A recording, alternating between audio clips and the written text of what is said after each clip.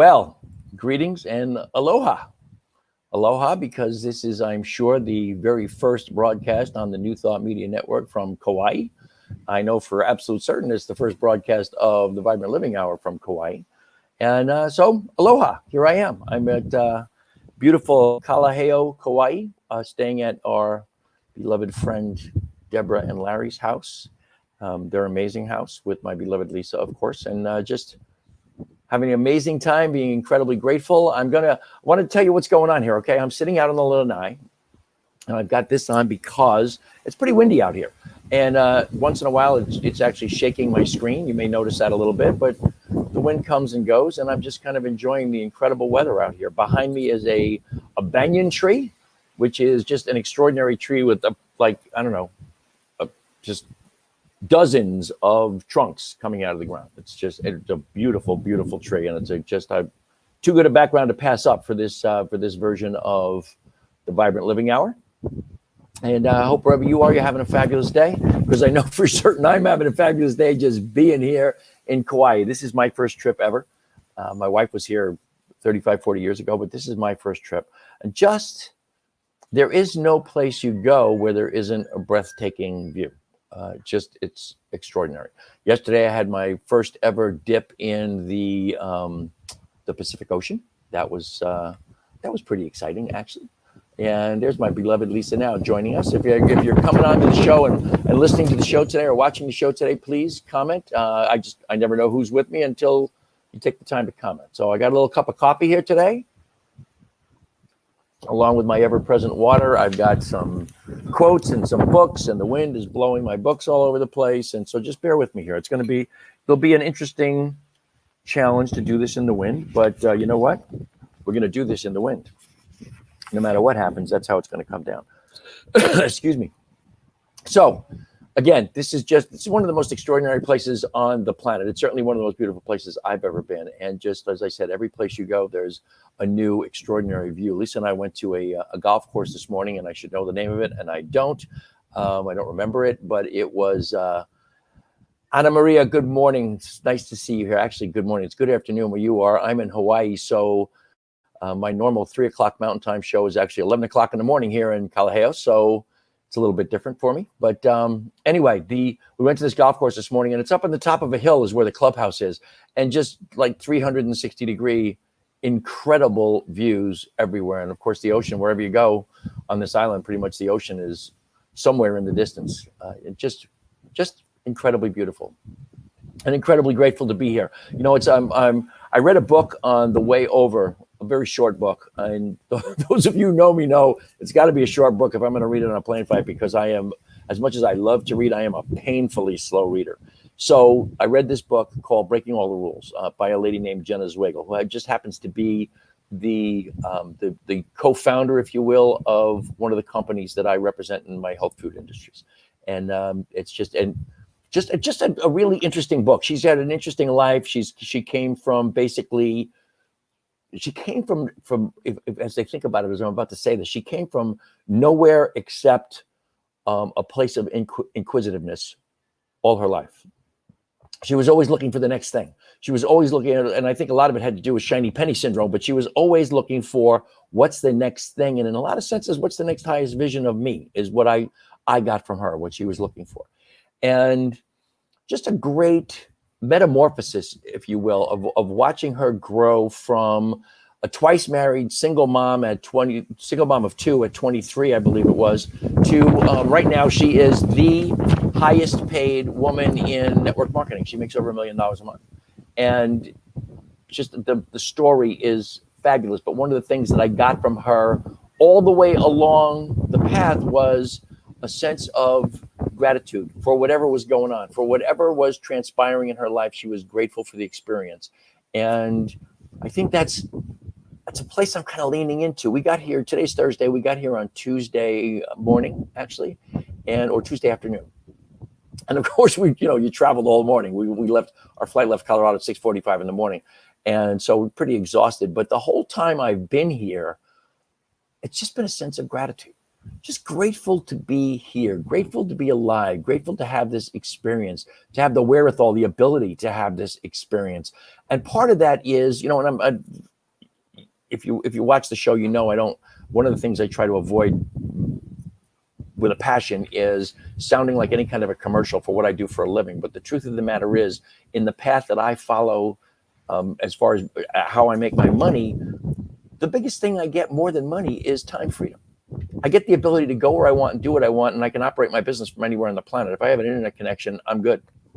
Charmaine, I'm so glad to see you. Charmaine is on another island, I think. She's from Jamaica, and that's just, here I am on Kauai. She's in Jamaica. This is an island connection this week on the Vibrant Living Hour.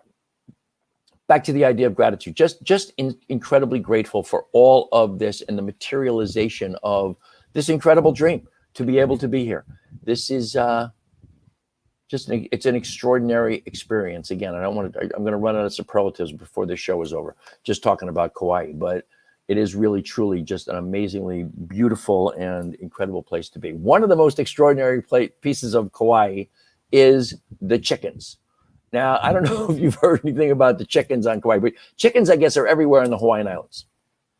And they were, for the most part, primarily, they were feral chickens, but they were not indigenous. They were brought here by the Polynesians probably at least 1,000 years ago. The Polynesians brought them here. And so they have these feral chickens. Now, over the course of 2 hurricanes that they had in the 1980s and the 1990s, thousands upon thousands of domesticated chickens were liberated by the hurricanes, basically. And they went and mated with the feral chickens. And now literally you have chickens everywhere. I keep thinking about the old Arlo Guthrie song, right? Chickens flying everywhere around the plane. Chickens are everywhere in this place. It's truly amazing. We went on this stroll my wife and I had at the golf course this morning. There was one parking lot, there must have been 50 chickens wandering around, and every size. Some of the most incredibly beautiful roosters you'll ever see, but there's no, what am I trying to say? Because they're feral and they're mixed with the domesticated, they're just incredible, different colors, and you don't really see any particular breed, if you will, involved. Just this incredible mix of whatever all the genetics are of all these chickens. But they're everywhere, and they are a protected species here. You're not allowed to kill them. I've heard different things about you can trap them, but you can't hurt them. And I don't know why you trap them if you're not going to hurt them. But I guess they do damage to gardens and those kinds of things. But it's really kind of interesting just to have. There's always wildlife here. You can't go anywhere without being in the company of chickens, which I find very interesting to say the very least. As I said, they are protected, which is, I guess it's one of the things I read said it's a criminal offense to kill them, but really because there's so many of them, don't look to have that enforced too strictly, because there's just who's going to notice, basically. There was one joke I read that I think is kind of funny. They're not really particularly edible. I guess you can eat them, but their meat is not, it's not the fatty, tender chicken that we're used to eating if you eat chicken. The feral chickens are all more muscular, and the meat is not tender at all. It's very tough. And one of the jokes I read was, if you're going to cook one of those chickens, you put on 2 pots of water, and in the one pot you put pumice stone, and the other pot you put the chicken. When the pumice stone is done, the chicken should be ready to eat. So get the joke there. It's fascinating. The chicken thing is fascinating to me. I mean, I've seen plenty of chickens in plenty of different places, but never, ever have I just had them walking next to me in the street. And I guess people come here. This is something else I read about it, because I was fascinated. I had to look it up. But people come here just for the chickens. And Lisa and I, as we were walking this morning, we took several pictures of different chickens because they were really just totally unafraid of us. And I said, it's really interesting. You could fill up your entire camera roll with just nothing but pictures of chickens if you weren't paying attention to the fact that you were only taking pictures of chickens. So that's fascinating. Okay, that's my take on it anyway. I was fascinated by the chickens. One of the things that I've been thinking about while I've been here, excuse me. Yes, Charmaine. Excuse me, God. spitting my coffee out all over the place here. Charmaine, who knew? Right? And you don't really hear people talking about it until you get off the plane and there's chickens everywhere. So and they're even at the airport. I mean, they're everywhere. The baggage claim is pretty much outdoors. It's like, a covered open air area where the baggage is, and there's chickens wandering through there. So literally everywhere. And my beloved friend Larry here, whose house we're staying at, he says, and they fly. Now, quite honestly, that's the first time I heard that. I didn't know that they flew as well. But they're much, they're more slender. And again, like I said, more muscular than the chickens we're used to. And now that I think about it, I'm sure it's obvious that they could probably fly. I think I heard somewhere, it may have been from Larry, that they actually roost in trees at night. So again, you can't, who knew there were going to be so many facts about chickens, starting with Polynesians bringing feral chickens here 1,000 years ago. So that's, again, just so incredibly interesting, and it's just chickens. By the way, you're going to hear things in the background. I mean, we're right next to a park, and the one thing I was hoping you weren't going to hear is the people playing pickleball behind us. They seem to have stopped at the moment, and it must be garbage day nearby, so I've heard a lot of garbage trucks backing up, but those are just the noises you get when you're doing your show from outdoors, this is a first for me, and I really kind of like it. I may try and figure out how to do this when I get back to Colorado. But we're here for 2 weeks, and this is the first 2-week vacation of my entire life. So this is very exciting on many different levels for me. I've been thinking about, it's interesting the things that come to you. I have been working, those of you who watch the podcast know that I have been working very diligently on my DSP, daily spiritual practice, going deeper into my meditation and my prayer work. And one of my favorite expressions is going deeper, because for years and years and years I was wondering, what the hell does that mean, going deeper? People would say all the time, if you want to know more about meditation, just go deeper. And I'm like, yeah, go deeper. What is that? What is the idea of go deeper? What exactly does that mean? And what it came to mean to me is going deeper is really actually quite simple. It just means do it longer. The only opportunity you have to meditate more deeply than you're meditating at the moment is to just do it longer, so you have an opportunity to get there. So that's kind of something I've been leaning into. And it really has, I had an extraordinary meditation out here on this lanai yesterday morning. And just everything that has to do with gratitude and appreciation is really kind of coming to me just in these 2 days that I've been here, just because of this experience, just because of being here. And the one thing, I think I read this a couple of weeks ago on the show, and I'm going to read it again today. One of the things that comes to me is the Optimist Creed. Now, that wind is blowing and shaking my screen. Those of you, again, who listen to the podcast know that I'm a member of the Wheat Ridge, Colorado Optimist Club. And it's very interesting in that they're a totally secular club. There's no spirituality, no religious thing attached to it. It's very much apolitical. It is, it's all about just focusing on kids and lifting kids up to the next, giving them the opportunity to lift themselves up to the next highest vision of themselves. And they have a creed that we read every week at the end of the meeting, and it was written by a great metaphysician, Christian D. Larson, which I find extraordinary. He wrote the great book, The Pathway of Roses, and everything that he wrote was really kind of very thought-provoking and deep, if you will. But the Optimist Creed is written in, I believe you would call the second person, maybe. It starts out with, promise yourself to be so strong that nothing can disturb your peace of mind. And I have changed all the words around to make it very much first person, very much now, very much me, only about me, because the work of the practitioner is all done in the mind of the practitioner. It is not done by saying affirmations to other people. It's done by affirming things for myself. So I have changed that Optimist Creed to be very personal. And it again, as I've been sitting here these last couple of days, just kind of leaning into that appreciation piece, I have the Optimist Creed keeps coming up to me. And this is really funny. I just hit my mouse and a screen comes up. I have no idea what the hell that screen is. And then I just hope it goes away without making my podcast go away. But here's the Optimist Creed. And this is my take on it. This is my personal positive take on the Optimist Creed. And it really has just kind of I don't know, just resonated with me these last couple of days as I do it in my prayer work every morning. So it's today.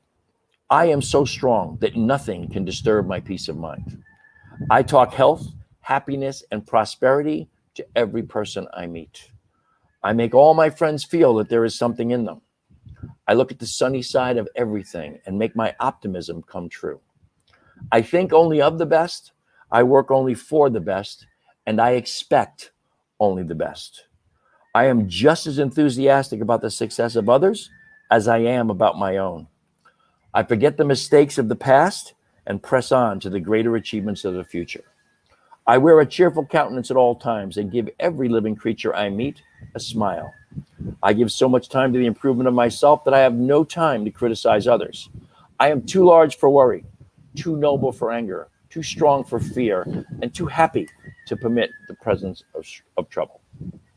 And it's I just love that. I love that whole passage, again, written by Christian D. Larson. I love it. And when I personalized it, I loved it even more. And it is, as I said, it's part of my daily prayer and affirmation work after my meditation. And different days, different things stick in your head. Like as I'm just reading this to you, the one that's stuck in my head is one that it kind of really resonates with me all the time. I think only of the best, I work only for the best, and I expect only the best. And in my world, expecting only the best is living in what I call expectancy, not expectation, but expectancy, where really I am always expecting the best, the next highest vision, always expecting the good, not expecting it to appear in any particular way, shape, or form, just expecting that it's always going to be for my highest good. And I've said this before, I firmly believe that everything that occurs in our lives is happening for us, and at its heart is good and compassionate.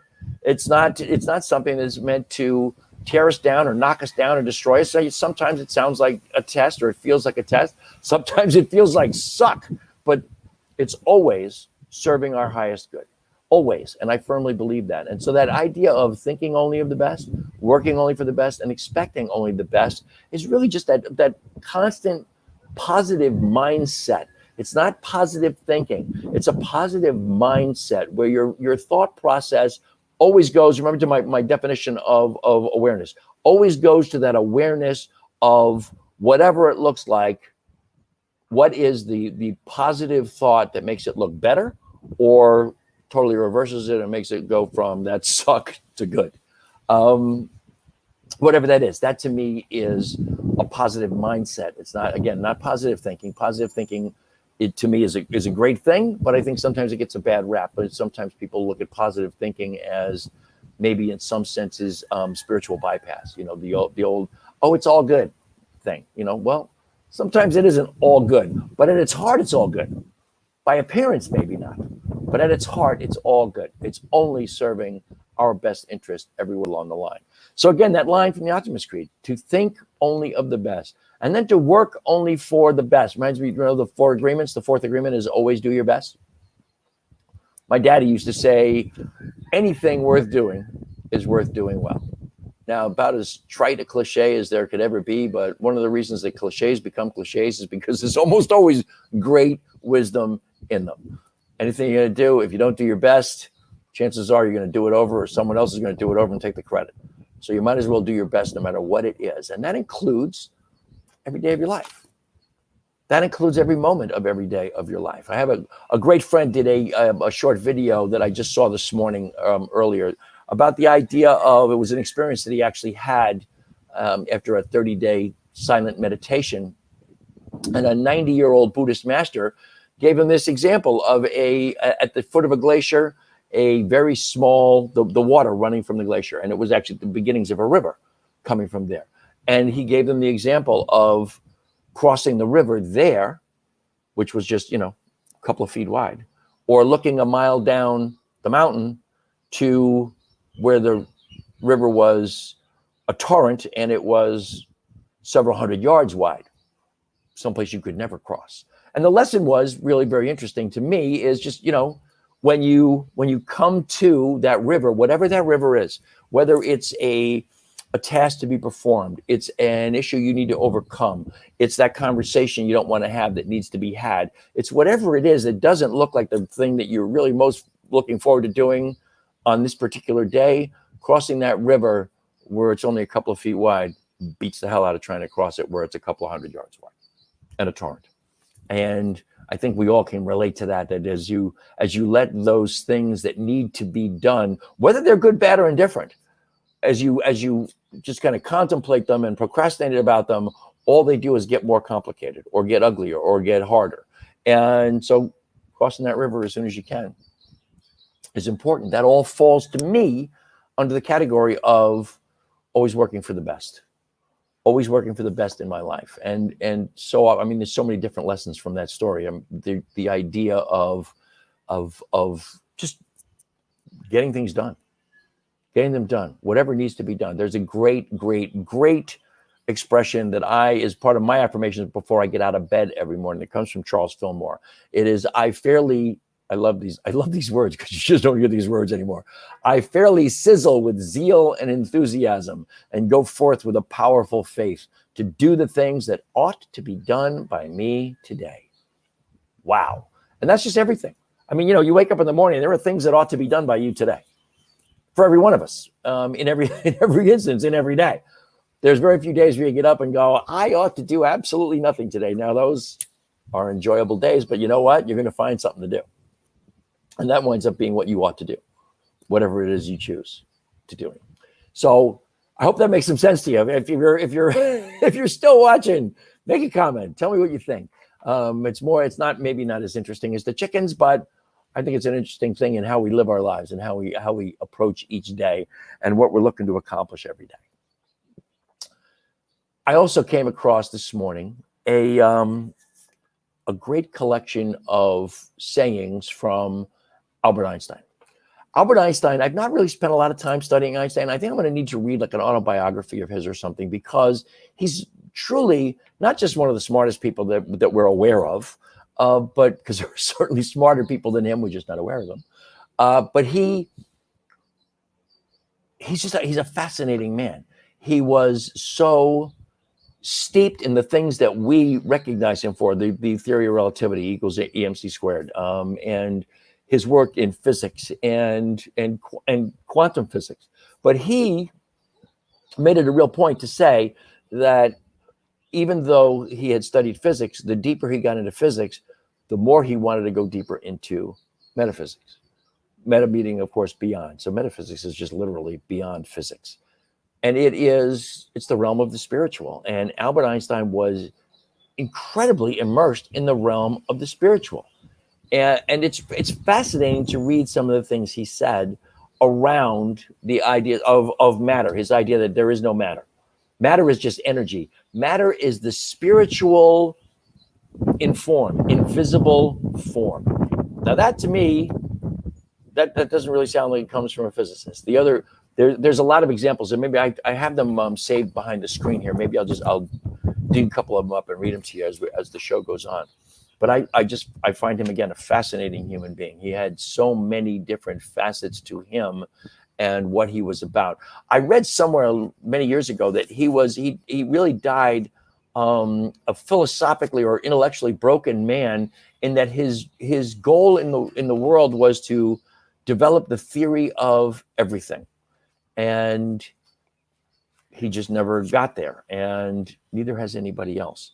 But the truth of the matter is, in some of the things he wrote, I think in a great many ways, he had already developed the theory of everything. Because to me, in a lot of senses, the theory of everything is that we are all connected. And Einstein wrote lots of things about how connected we are, that the fact that we are separate and individual is one of the great illusions of human life. And that as far as he was concerned, the connection was just obvious, connection to all beings. And the connection to all beings is very simply, revolves around the idea that everything is energy. And I always, from my perspective, the energy is that overarching creative intelligence of the world. It is of the universe. I'm sorry. It is a volitional creative energy that is what in other worldviews is considered God, Jehovah, Yahweh, the Great Spirit, whatever. It is that overarching creative intelligence. It is not the guy in the sky in my book, that, and it's not a being. being of any kind. It is maybe the ultimate being in so much as it is just simply energy, which is what we are. And that's what Einstein said. We are just simply energy. You recognize me and I recognize you. We're just simply what I was jokingly called the coagulated energy that I recognize as you and you recognize as me. It is just simply the hardening of the vibration of the energy into something that is visible. And Einstein wrote extensively about that and talked about it. He also was very interesting. I love this because a lot of people consider that scientists are all atheists, and Einstein wrote that people who thought he was an atheist were not reading his stuff correctly. It was not so much that he had a dogmatic religious belief so much as that he believed in that spirit, in that creative intelligence, that creative energy. That's what he believed in. And I also read, I don't know if any of you are familiar with the original book that Gary Zukav read. Gary Zukav is known for The Seat of the Soul and a couple other books that he read. But his original work was a book called The Dancing Wu Li Masters. That's two words, Wu, W-U, Li, L-I. The Dancing Wu Li Masters. And if I had known I was going to talk about this today, I'd have recollected what Wu Li stands for. But it's an energetic thing. And it's in the world of physics. And Gary Zukav had set out to write a book on physics. And when he was done, what he had written more was a book on spirituality than it was a book on physics. Read the book many, many years ago. I think he wrote it in 1979. I don't know if I just mentioned that, but it's a really, really, really interesting read. It's pretty chewy because it's very intellectual, but it's a good read. I read it many, many years ago. It's actually one of those books I should probably revisit. Which is, some of you may recall, that's become kind of a habit of mine, is all those books that I saved, all those books that you saved, and you saved them because I'm going to read that again someday. Well, I've started reading them again, and it's fascinating because reading a great book, and I don't read novels. I read spiritual books, metaphysical books, but reading a book years after you read it the first time is the ultimate example of you can't stick your toe in the same river twice. Because you are definitely not the same person who read the book the first time. And it changes dramatically when you read it again, which I find also fascinating. I'm using fascinating a lot. I'm starting to sound like Spock. I have to stop that. So the work of Gary Zukav was very much about that idea that physics and spirituality go hand in hand. And I've come to understand since then that physicists are the most spiritual scientists because they get the universe. They get the vibrational nature of the universe and that overarching creative intelligence facet of our existence, of our very existence in the universe and the entire universe's existence. So that's a piece of what Einstein wrote about, and I think lots of other physicists, and in particular quantum physicists, wrote about that as well. There's the great quote from John Wheeler, who was he was not a quantum physicist, but he delved into the quantum physics world. I don't remember exactly what kind of physicist he was, but his quote is, when you come to the end of all the light that you know, before you take that first step into the darkness of the unknown, you must believe that one of two things will happen to you. Either there will be something solid for you to stand upon, or you will be taught how to fly. That's one of my favorite expressions of all time. And it really is that, to me, that is definitely an idea right out of the realm of what you think about, you create. Your belief and your feelings around that belief are what create your reality, my reality, all of reality is really how we think. And to me, that quote from John Wheeler is a great example of that. If you must believe, when you get to the end of what you know, you must believe that either there'll be something solid to stand on or you will be taught to fly. And if you believe that, I believe there will be something solid for you to stand on or you will be taught how to fly. And I think that's the truth for everybody. That is the truth for all of us. So yeah, and by the way, you see me keep looking down on my list here. Today, I do not have my big white storyboard behind me here. I only have my list that I wrote on my yellow pad, and my book that I write everything in for the show. There was an expression in here I wrote. There's a couple of expressions that I loved, and as we're talking about this realm of what you believe you create, this comes from Jenna Zwiegel's book that I read on the way here to Kauai. Thoughts become things. We know that, right? Thoughts become things. But guess what? Thoughts can also become the lack of things, which I find an incredible line. That's just everything that you want in the world that you're not experiencing is your thoughts becoming the lack of that. Now think about that for a minute, because I've been thinking about it a lot for the last 2 days since I read that book. Everything that I desire in this world that I have not manifested, that I am not experiencing, is simply because my thoughts, my thinking, my belief is manifesting the lack of that.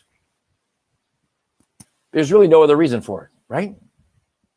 It's got to be what I'm manifesting. What I'm manifesting is the lack, as opposed to the existence, the reality of it. Actually, the reality is the lack, because that's what I've created. That is my reality. I find that to be that's a thought to stop and wrap my mind around. It's also a thought. It's a great starting place to go from, okay, this is what I want in my life. I am not experiencing this in my life. Is the reason for that my thinking? And if it's my thinking, what exactly am I thinking that is preventing me from going where I want to go, from having what I want to have, from experiencing what I want to experience? What's the stumbling block? There's a lot of answers, and each of us has our own answers. But before you get the answers, ask yourself the question, because that question to me is huge. As opposed to, there's a great expression from Oriah Mountain Dreamer, I think, and I want to get this right. I always have to think about it to make sure I get it right. What if the question is not, why am I not the person I want to be? But rather, why do I so seldom want to be the person who I really am? Now, that to me is the same realm. If I truly want to be the person who I really am, the person who I really am is a positive, spiritual being, always seeking, back to the Optimist Creed, to think only of the best, to work only for the best, and to expect only the best. That's who I really am. My purpose, the only purpose I have on the planet, no matter what else I think I want to do, my purpose is to be a beneficial presence. That's what I'm here for. That's what you're here for, to be a beneficial presence. Now, what does that look like? Who the hell knows? It's going to look different for you than it's going to look for me. But the purpose is to be a beneficial presence. And if I'm going to be a beneficial presence, I have to absolutely embrace the person who I really am. I came here as a beneficial presence. What have I learned along the way that has made me other than a beneficial presence? And I think we've all learned some of those things. The wind is picking up here a little, got a shaky screen. I'm hoping you can hear me okay through this thing too, without I know I tried to do it without the headset, which is how I normally do it at home, but outdoors is a little different thing. The voice doesn't really carry to it. But anyway, back to that idea. The person who I really am. What does that look like for you? Because that person who I really am is, again, is this beneficial presence thing. But the person who I am presenting at the moment, if that's the person who is not experiencing everything that the beneficial presence wants to be experiencing, then there's something going on here that is keeping that from being my experience. Back to the question. What am I thinking that is preventing me from having all I want, experiencing all I want, being all that I want, being who I came here to be, being what I am here to be? I think that's, to me, as I'm thinking about it, it's that old idea of, keep it simple, stupid. It's KISS, right? Keep it simple, stupid. People say keep it simple, silly, but it's not. It's from the Army, I believe. Keep it simple, stupid. They don't say silly in the Army. But it's really, it's the thought process is, as much as I think about, I have to wrap my mind around that. The truth is that it's that simple. Everything I am experiencing is my manifested moment from my thought previous to whenever, to my work previous to this moment. That includes manifesting what I don't want. It includes manifesting what I really, really, really don't want. It's like worry, you know? When you worry, you produce what you really, really, really don't want. It's like praying for what you don't want is worrying. Deciding, dreaming, then believing and creating is a pathway to having everything that I require and desire in this world. But if there's a breakdown in the thought processes of that chain, and it doesn't have to be those exact words, but you know, I believe in decide. It's actually the other way around. Decide, believe, dream, create. You decide you want to do something. You believe you can do it. You picture it, exactly what it looks like, exactly what it looks like. And then you create it. And you create it how? You create it as a direct result of your thoughts. Exactly what you're thinking. Good, bad, indifferent. So yeah, it's a great thought. The other thing that there was a quote from the book that I loved. It's not from Jenna. It's from God only knows where, but it's a quote you hear all the time. If you are not, or if you do not have a seat at the table, you are on the menu. And I think that applies to this whole idea of what we're thinking. So many of us give up on our dreams. We give up on moving forward because of something not less than positive that we think happened to us, not recognizing that what it was is really happening for us. And what are we to make of it? What are we to learn from it? How are we to grow from this experience? And the prime example is, you know, I didn't give you an update today on my back, and I'm going to stop giving you an update on my back because the truth is it's getting redundant. My back is better than it was, and there's still work to do. But my doctor told me in 2 different conference calls that my attitude and my proactive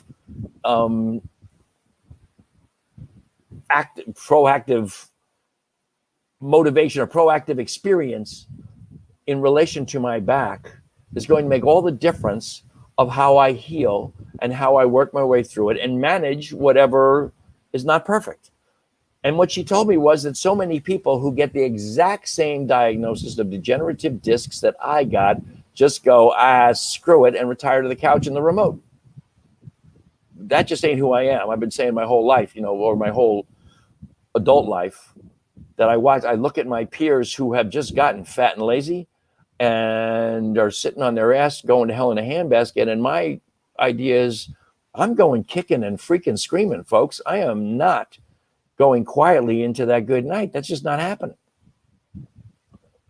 But that's about that attitude, that mindset, that positive mindset. Okay, the doctor says I have degenerating discs. My brain, and Joe Dispenza's experience from his original book, Evolve Your Brain, go read it for yourself, pages 15 through 30 if you don't want to read the whole book. But that's my experience, and his experience is that I know without a question or a shadow of a doubt that everything that happens in my body to a large extent is controlled by my consciousness, by the flow of that overarching creative intelligence through me as me, and the healing energy that I am using in my meditation and my prayer work to rebuild those discs every single morning. I love every disc, and picture it regenerating and rehydrating. The rehydrating of the discs is hugely important.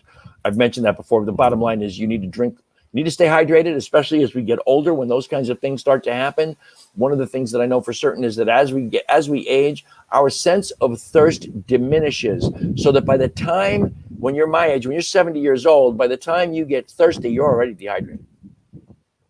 That's why, you know, the development of a habit over years of always drinking 2 or 3 quarts of water every single day.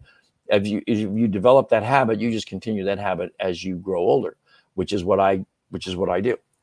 Where lots and lots of people in this age bracket, these people in this age bracket, I'm not going to define it any further than that, but people in this age bracket who have not developed that habit, along with other positive habits, of course, but have not developed that hydration habit, their bodies start to deteriorate at a more rapid pace. And just think about it.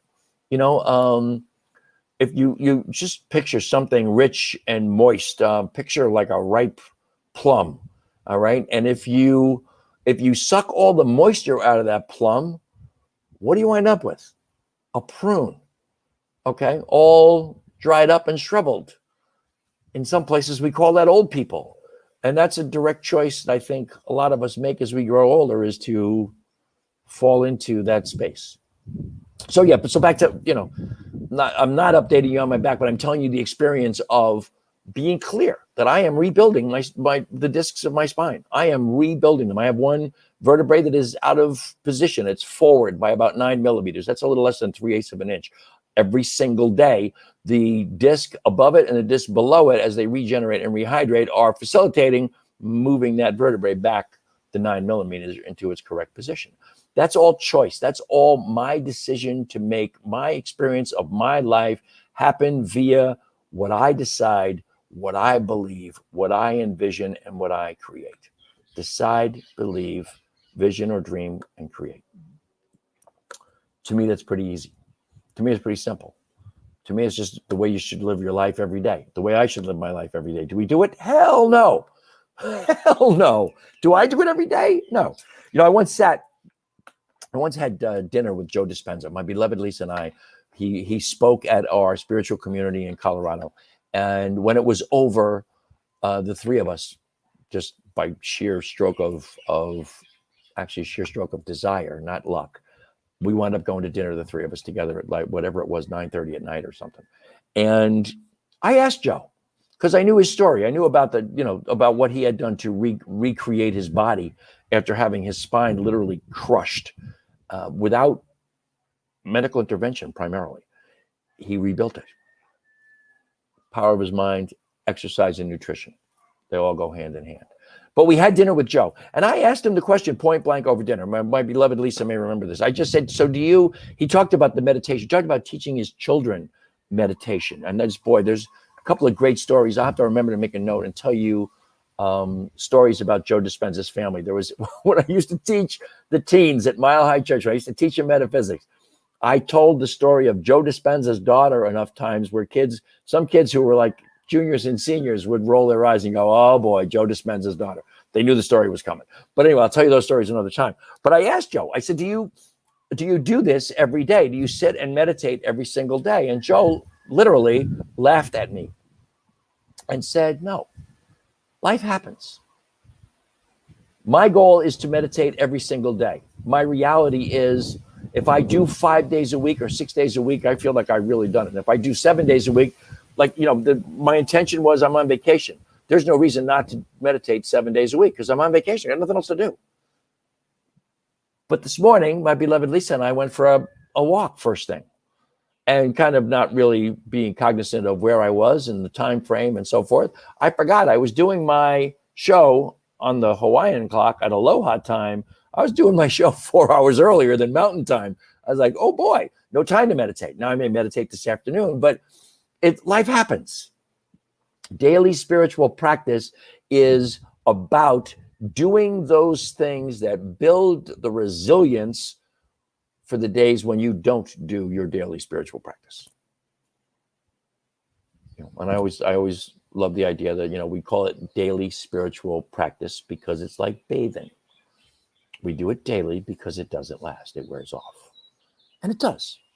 It does. If I don't take the time to go within and to be grounded in that person that I really want to be, or that person that I really am, that beneficial presence, if I don't take the time to do that and to just get with me and to get my heart and my mind, if I can do it, to get them coordinated, to have that resonance between heart and mind. The heart math people do that all of that work. Coherence, heart-mind coherence, which I totally get. I don't know that I totally do it. I don't know that I totally do it very often, but I absolutely get it. But if I don't take the time to do that, I don't build up the resilience, not only to deal with today, but to deal with tomorrow if I don't get to meditate tomorrow, to deal with the vicissitudes of life. That's what this is all about. This is absolutely amazing. There is a warning siren in the park right next to me, and it just went off. It's 11:45 in the morning here. I have no idea what that's for. I hope it's not because the world is coming to an end and it's just a test. But in the meantime, here I am sitting out in the lanai, and this thing has just gone off. And my beloved Lisa and my friend Larry just put up on the comments here, this is only a test. So now the question is, how flippin' long is the test? Because I'll tell you what, I don't know what you can hear on the microphone here, but that thing is loud. So, you know what? I'm going to have a sip of coffee while it's going on.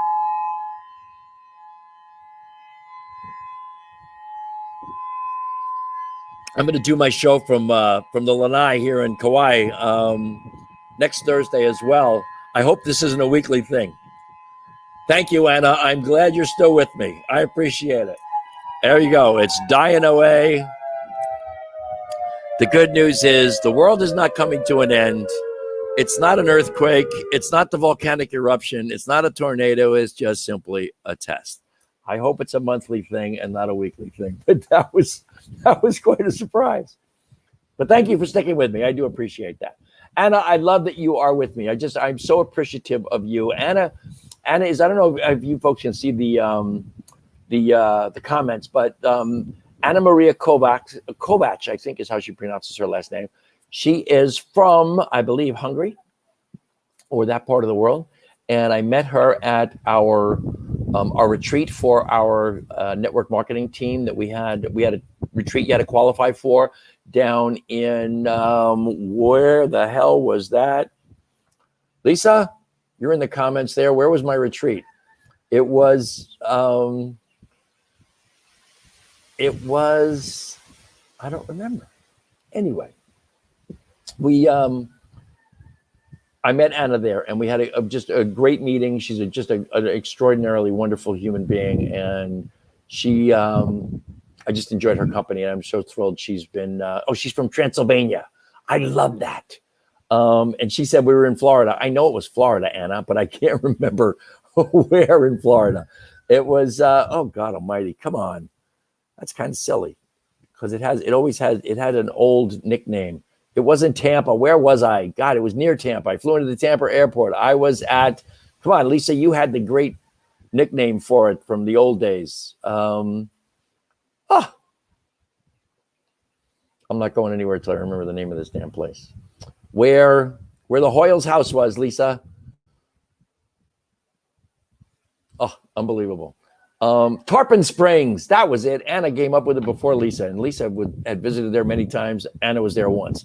Tarpon Springs, which was just an extraordinary place, but we were right on the water, and that's where I met Anna, and it was just a great place. I remember I talked about this on the show right after we got back from the retreat. I meditated out on a dock. The Hoyles had the people whose house where we were having the retreat.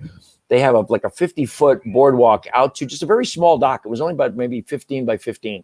And I meditated out there every morning because I stayed at an Airbnb and I literally had a bedroom and a bathroom, no place to meditate. So in the beginning of the retreat, I asked Jennifer if I could come out and meditate on the dock. And she said, absolutely, please come out and take advantage of it.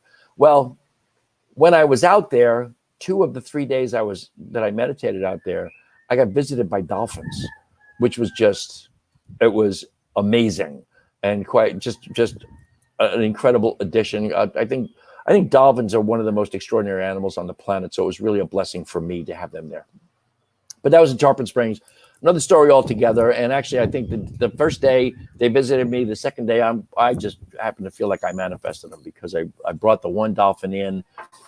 The one dolphin, picture this, you're sitting on a dock. Excuse me.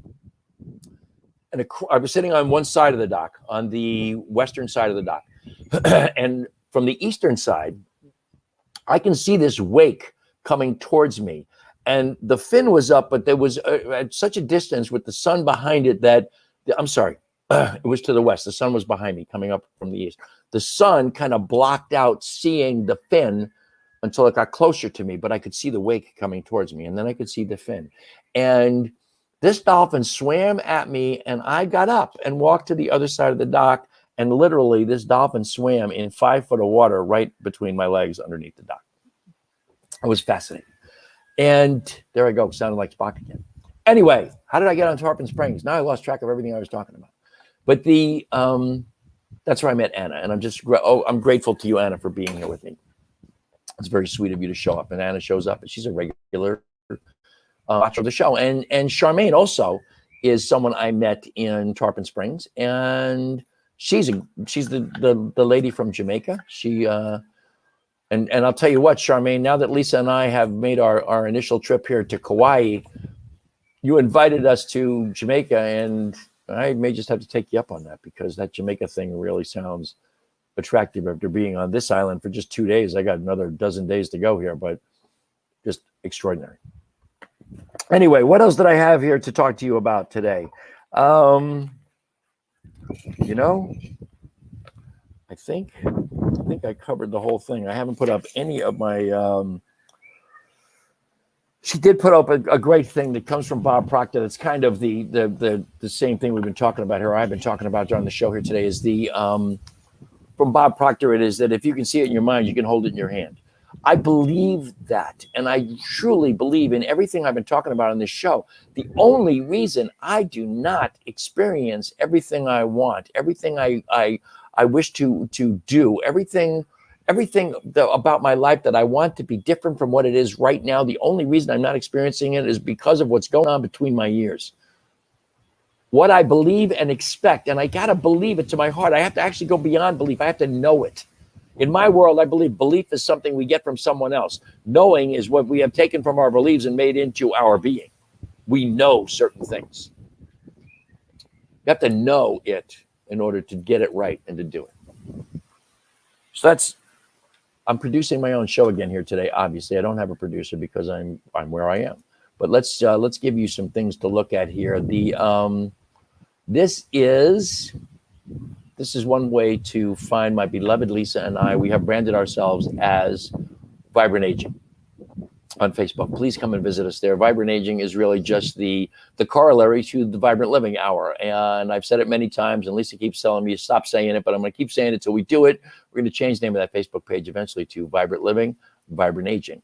But it really is about the idea of just living your best life, mentally, emotionally, spiritually, and physically. And I hope I cover those bases when I come to you every week. I hope that's what you get from all of this. An email address where you can find me would be to go to teamrockitnow@gmail.com. And that's rocket like rocket baby, not rocket ship. ROCKIT, teamrockitnow@gmail.com. I think there's another one down here. This is, again, just a place I am as clear as I can be that the simple, most important plant medicine on this globe in the sky is CBD. It is all the derivatives of the hemp plant. I believe hemp. This is big, and it may not happen in my lifetime even, but I believe hemp is going to save this planet. We can make everything you can make out of petroleum-based products, you can make out of hemp. Everything you can build a house with, you can build out of hemp. It is a more sustainable product. You can grow hemp in months that will create paper and wood that would take you decades to produce with wood products. And you can make everything that we know as plastic can be made with hemp. It is just an amazing product as a textile. But beyond that, it is incredible plant nutrition. CBD, cannabidiol is what that is. It's simply something that your body is waiting for. You have, and I won't go into the science, that's a whole nother workshop, kids, but you have receptors on every single cell of your body, virtually every single cell of your body, for cannabinoids, CBD. You have receptors for them. Your body is waiting for the stimulation and interaction of your cells with this plant nutrition. It is not something that's going to get you high. It is not a drug. It is nutrition. Hemp protein is one of the most accessible, bioavailable proteins you can find anywhere in the world. It's fabulous for your body. That's where you can find me. hempworks.com/me, Ken Ludwig. And if you have questions about any of that, questions about hemp, questions about that system in your body, those receptors, it's called the endocannabinoid system. If you have any questions about that, please find me, ask me. I love to talk about it. I'll be thrilled to fill you in and give you a skinny. And if you want to try some of the products, again, I don't mean to do a commercial, but I almost feel evangelical about hemp and CBD. This is something your body is waiting for. Your body literally needs this. That's not some hyperbole. That's the truth. That's how important it is for your body. So find me. I'll be glad to help you with it. And again, if you want to try some of the products, everything we sell literally is a sample, because every single thing we sell comes with a 60-day money-back guarantee. In fact, it's an empty bottle guarantee. Try the CBD for 60 days. If you don't like it, send me back an empty bottle and we'll give you your money back. How's that? It doesn't get any better than that. And here is perhaps the biggest thing here. New Thought Media Network is really trying to change the world. We're trying to bring you positive messages. We're trying to bring you positive news. We're trying to bring you positive entertainment. That is all part of the evolution, the planned evolution of this network. And we are a nonprofit organization. Your donations are tax deductible. Please go to newthoughtmedia.org. That's ntmedia.org, ntmedia.org. Click on the donate button and just donate whatever your little heart desires. We literally are thrilled to get every nickel. So please, if you can help, we appreciate it. If you love the show, we appreciate that. Please just feel free to go there, ntmedia.org, and click on donate. That's pretty much all that I have for you today. I so appreciate you folks. You know what? I want to put this out there. We have great comments today. I have great comments usually. It's just a thrill. Again, everybody who joined me today, thank you so much. But it's if you have ideas, if you have thoughts, if you have things that you'd like to hear me talk about, things you'd like me to cover, please let me know. Either do it in the comments during the show, or you could send me a note at one of the email addresses right there on your screen, teamrocketnow@gmail.com. Send me an email and tell me, you know what? I would love to hear you cover whatever it is on the Vibrant Living Hour. I'd be glad to hear it. And I don't care if mental, emotional, spiritual, and physical. I don't care if it has to do with nutrition, has to do with exercise, has to do with spirituality, consciousness, meditation, daily spiritual practice, whatever it is you want me to cover. I promise you, I will do my damnedest to bring that to you. So that about brings us to a conclusion here today. The first ever show, I think, on New Thought Media Network from Kauai, and absolutely the first ever show for the Vibrant Living Hour from Kauai. But trust me, there will be at least one more, and that will be next Thursday at 3 o'clock Mountain Time, 5 o'clock Eastern Time. And of course, from where I am right now, it'll be at 11 o'clock in the morning. Aloha. So I am just, as always, folks, I am just, I'm so immensely grateful for the great gift of your time and your attention. I so appreciate you. I hope you will join me next week. And until then, namaste.